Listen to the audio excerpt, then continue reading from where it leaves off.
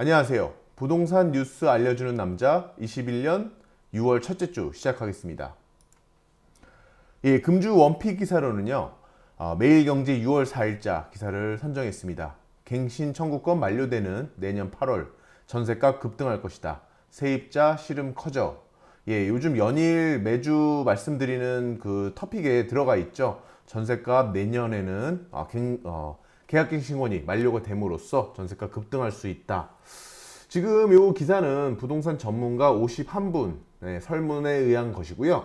임대차법과 공급 부족으로 전세 가격 상승 전망된다. 전월세 가격 상승은 자칫 매매가 상승으로도 이어질 수 있고, 그 다음에 20년 8월부터 시행된 갱신 청구권이 만료되는 시점인 22년, 즉 내년이죠. 8월 전세값 급등할 수도 있다. 이렇게 전망하고 있습니다. 전세 월세 현상도 가속화되고 있다, 이렇게 얘기하고 있는데요. 이 원픽 기사를 선정하게 된 것은 지금 현재 오늘 이 금주 기사에도 몇 개가 있어요. 지금 전세가에 대한 좀 이중 전세가, 그 다음에 뭐 뒷돈 거래, 이런 부분들 상당히 지금 문제가 되고 있고, 이 부분에 대한 대책이 나와야 되는데 아직까지 뚜렷한 대책이 없는 게 좀 현실입니다. 그래서 이런 부분들 앞으로 여러분들 좀 주의 깊게 보셔야 될 것 같고요. 올 하반기에서 내년 초까지 또 입주 물량 별로 없습니다. 그래서 이런 부분들이 과연 전세가로 어떻게 이어질 것인가, 정말 시장에서 이런 저희도 중개를 하는 입장에서 정말 많은 촉각을 곤두세울 수밖에 없습니다.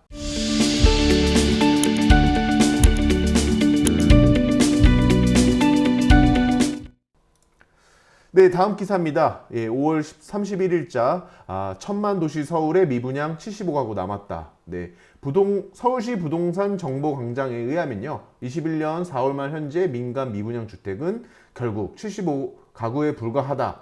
요거에 대한 문제점 뭘까요? 왜 75가구밖에 없을까? 이것은 미분양에 대한 물량이 자체가 소진됐다라는 걸 나타내는 기사가 아니고요. 사실은 허그에 의해서 분양 물량이 축소됐다라는 내용을 담고 있었습니다. 그래서 여기 부분에 대해서 여러분들 분양가 상한제에 대해서도 추후에 따로 컬럼에서 좀 말씀드리고자 하는데, 오늘은 이 허그라는 곳이 뭐 하는 곳인지 요거만이라도 좀 얘기를 해드리고 싶어서 가지고 왔고요. 주택도시보증공사입니다. 즉 일반 민간 주택 그 공공 분양을 할 때 시행사라는 곳에서는, 그러니까 이 분양 보증을 받지 못하면 입주자 모집 공고를 할 수가 없습니다. 그러면 이 분양 보증을 받는 조건이 점점 까다로워진 거죠. 바로 16년 8월 그때 고분양가 심사 제도라는 것을 도입함으로써, 여기에 대한 부분도 추후에 좀 말씀드리겠는데, 이 고분양가 심사 제도의 가장 큰 그 지수가 뭐였냐면 주변에 분양한 아파트 금액과 평균가 뭐 이런 식으로 해서 더 이상 분양가가 올라가지 못하도록 막은 거예요. 그러다 보니까 사업성이 안 나는 그런 곳에서는 점점 이런 민간 공공주택이 지금도 어려운 겁니다. 그래서 지금도 많은 토지가는 올라가 있는데 서울에도 되게 많은 곳에 민간 주택이 분양이 안 되는 이유는 고분양가 심사 제도에서 통과가 안 되는 거죠. 그렇게 되면 어떻게 되죠? 사업이 시행이 될 수가 없겠죠. 사업이 시행되지 않으니까 분양 물량이 늘어날 수가 없는 겁니다. 그러다 보니까 결국은 미분양됐던 물건들이 소진되면서 현재 미분양 물량이 부족하다. 즉 이젠 더 이상 살 수 있는 것이 없다. 즉 공급이란 측면이 매우 약화됐다라는 것을 나타내고 있는 지표입니다. 네, 다음 기사입니다. 중앙일보 5월 31일자 기사고요. 5월 31일자 기사에 나올 거라고 제가 예상을 했었어요. 왜냐하면 저희가 6월 1일부터 달라지는 부동산 세금이나 제도가 많습니다. 그래서 올 특히 1월, 6월 1일에는 몇 가지가 지금 이렇게나 많은 부분들이 변동이 됐는데, 양도세율 인상 2주택자 10%, 그 다음에 3주택자 20% 중과가 올해 2월 1일부터 시행이 됐죠. 그리고 보유기간 1년 미만의 주택에 대한 양도세가 예전 40%에서 70%까지로 인상이 됐습니다. 그리고 보유기간 1년 이상, 그 다음에 2년 미만 양도세 기본세율도 60%로, 예전에는 기본세율이죠, 6에서 42%에서 60%로 일괄세율로 적용됐습니다.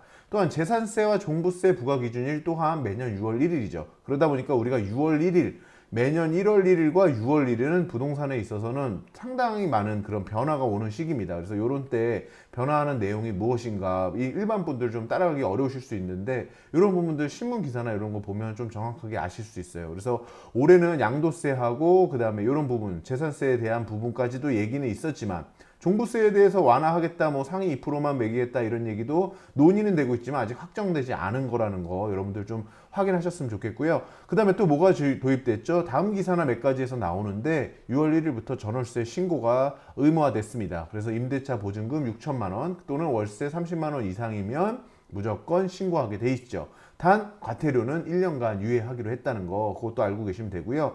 기존 계약을 변경하더라도 금액 변동이 있으면 신고해야 그래서 5월 31일자에 이런 게 내일부터 바뀝니다 하고 기사가 나왔던 내용입니다. 다음은 중앙일보 5월 31일자 기사입니다. 재개발 억눌러 부동산 대참사 공급 확신 주면 집값 안정되겠다. 네, 여러분 많이 아시죠? 오세훈 서울시장입니다. 요번에 드디어 이제 보궐선거 끝나고 공식적으로 이렇게 이제 많은 얘기를 하셨는데 이렇게 신문 기사로 아마 이렇게 칼럼이 나온 거는 제가 본 거는 요번이 처음인 것 같아요. 근데 뭔가 시장에 메시지를 던지고 싶으신 것 같고요.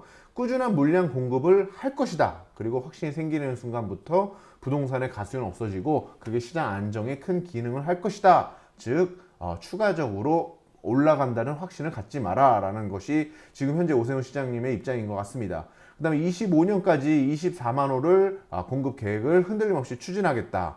이 부분에 대해서는 아직 시장은 정말로 그게 가능한가라는 뚜렷한 그런 것을 보여주고 있는가라는 것을 꾸준히 지금도 확인하고 있는 것 같아요. 아직까지 시장에서 반응이 되고 있는 부분은 아직까지는 꾸준한 탐색전이다. 저는 이렇게 본 것 같습니다.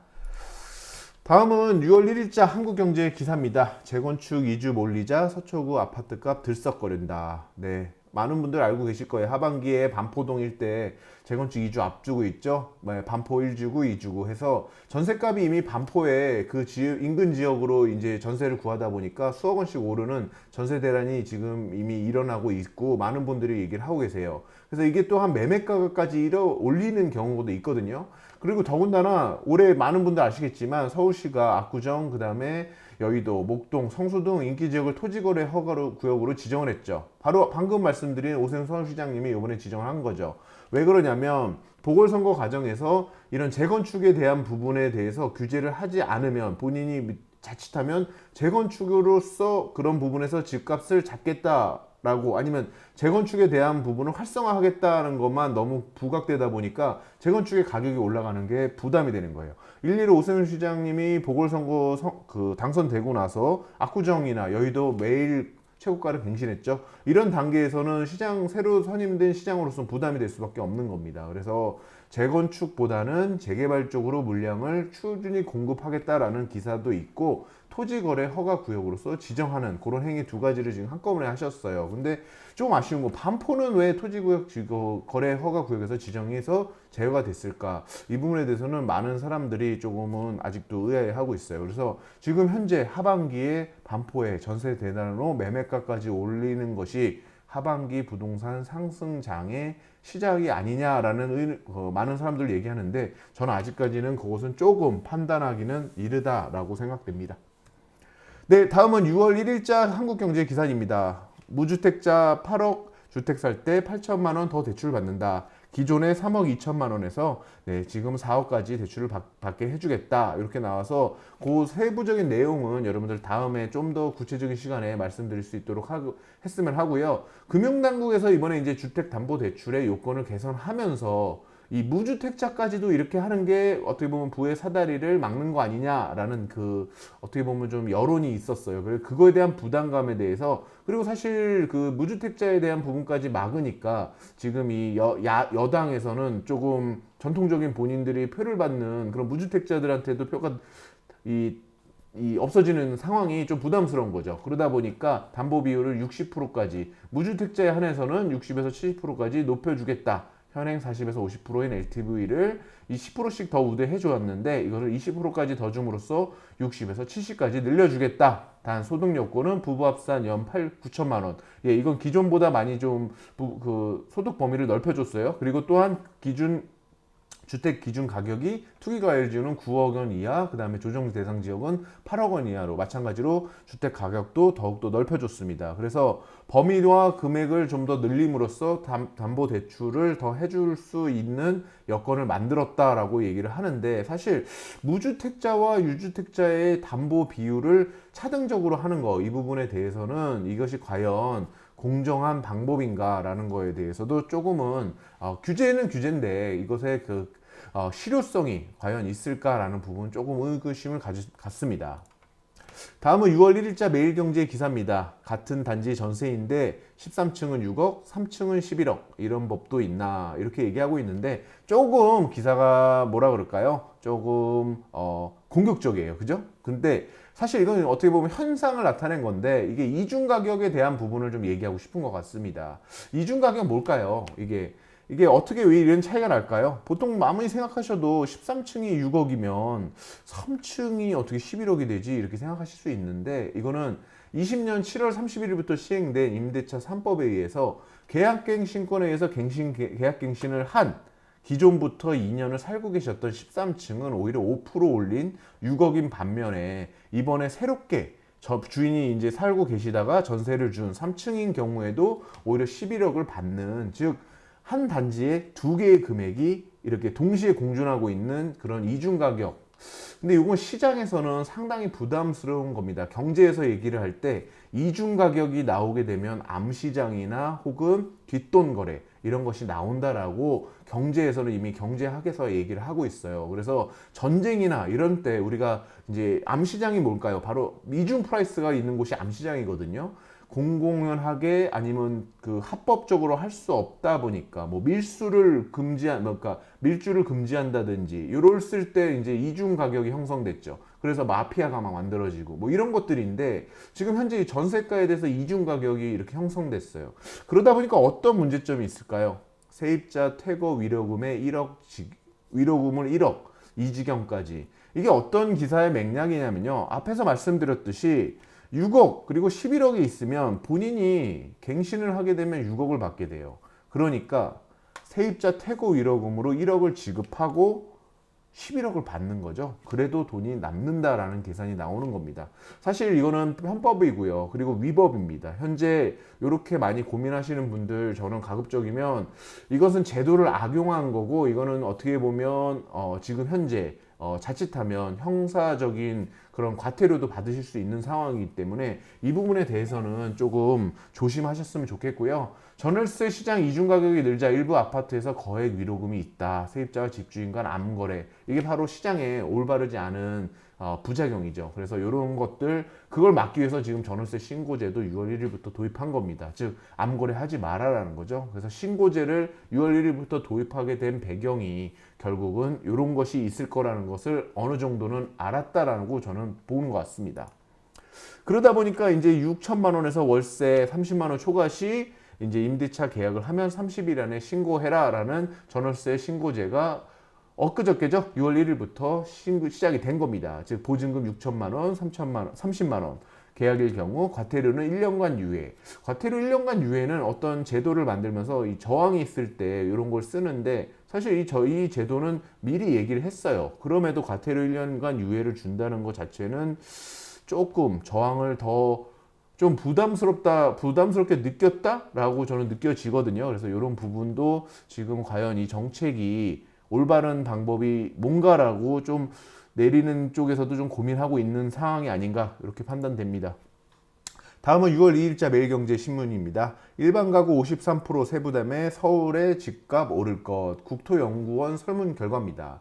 일반 가구 응답자 10명 중 5명이 서울 주택가격 오를 거다라고 전망을 했는데요.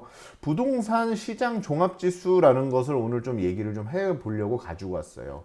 이 부동산 시장 종합지수는 이 국토연구원에서 매달 이제 발표하는 건데요.